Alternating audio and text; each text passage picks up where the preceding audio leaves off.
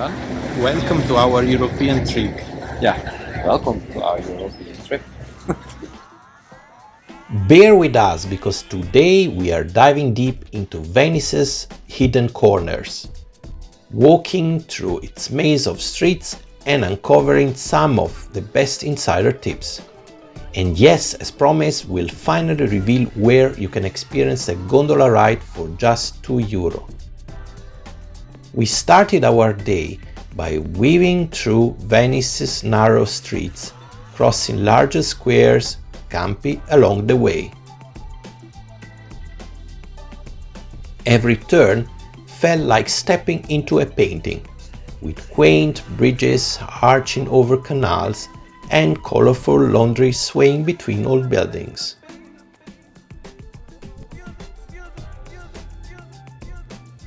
Our walk led us straight to Piazza San Marco, the beating heart of Venice. This square needs no introduction, surrounded by the St. Mark's Basilica, the Campanile, Bell Tower, the Doge's Palace, and the stunning Procurazie Vecchie and Nuove. It's one of the most breathtaking spots in the world. The golden mosaics of the basilica shimmered under the daylight, while the long colonnades of the Procurazie gave the square its iconic grandeur.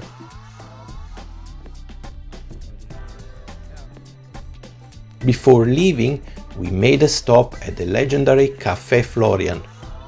Founded in 1720, it's the oldest café in Italy and one of the most elegant, with its stunning frescoes interiors. Yes, it's pricey, but if you want to sip a coffee like Casanova once did, this is the place.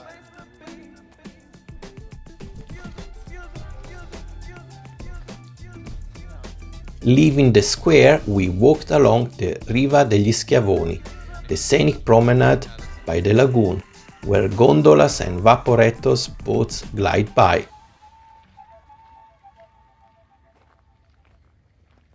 It was the perfect time to escape the crowds and take a beautiful break in the Royal Gardens of Venice, Giardini Reali, a beautifully restored green space just minutes away. After lunch, we headed in the opposite direction to visit one of Venice's most iconic yet mysterious landmarks, the Ponte dei Sospiri, Bridge of Sighs. This enclosed white limestone bridge connects the Doge's Palace to the old prison. The name comes from the legend that prisoners, as they crossed it, would let out a sigh, knowing that they were seeing Venice for the last time before their imprisonment. A chilling yet beautiful piece of history. Right next to it stands the Hotel Danieli, one of Venice's most luxurious and historic hotels. Once a 14th century palace, it has hosted countless celebrities, royals, and writers over the centuries. Even if you're not staying there, stepping into the lobby feels like entering another era. Not far from here, we came across the Arsenale di Venezia, Venice's old military shipyard, once the most powerful in the world. Back in the Republic of Venice's golden age, this place could build an entire warship in a single day. Though not always open to visitors, even from the outside you can admire its imposing entrance guarded by lion statues. From there, we continued through the quieter streets of the old city, eventually arriving at the Rialto Bridge, the oldest and most infamous bridge crossing the Grand Canal. If you want to take a great photo without the tourist crowd, here is a tip. Instead of standing on the bridge, go to the embankment right next to it. It's far less crowded and offers an unobstructed view of Rialto's stunning stone arch and canal reflections.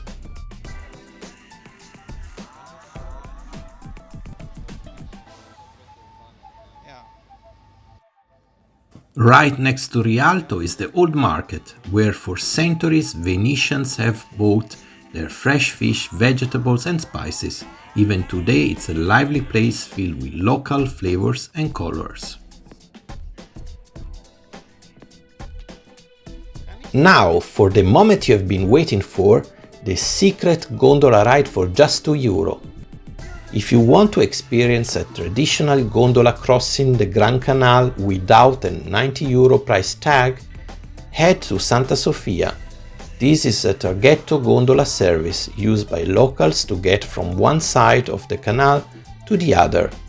It's short but authentic and perfect if you just want to feel the gondola glide on the water without spending a fortune.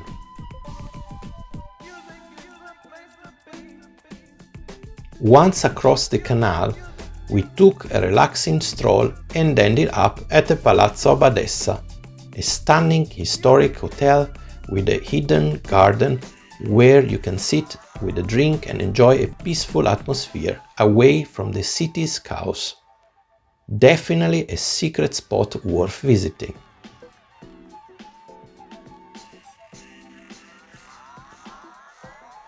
As the sun set, we took one last walk through the dimly lit alleys, admiring Venice's magical nighttime reflections on the canals.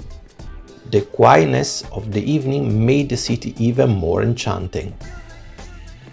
Finally, it was time to catch our train to Milan, so we headed to the station and boarding the Italo high-speed train, ready for the next adventure.